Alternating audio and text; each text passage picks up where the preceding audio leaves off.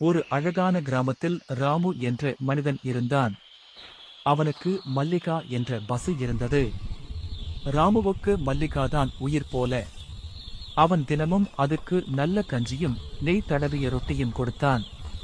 ஒருநாள் ராமு யோசிச்சான், என் மல்லிகாதான் கிராமத்துல அழகான பசு. இதுக்கு ஒரு சினிமா மாதிரி புகைப்படம் எடுக்கணும் என்று.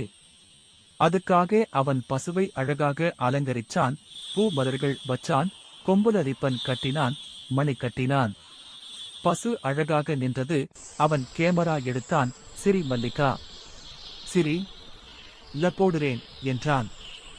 அப்போ பசு அம்மா ன்னு கத்தி கேமராவை தள்ளிட்டது.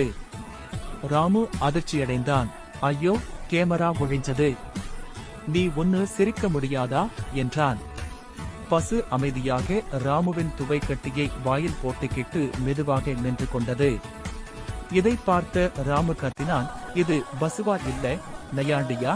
பக்கத்தில் இருந்து ஒரு சிறிய பையன் சிரிச்சு, மாமா, உங்க பசு காமெடி ஹீரோ மாதிரி இருக்கு என்றான். அதை கேட்ட ராமு சிரிச்சான்.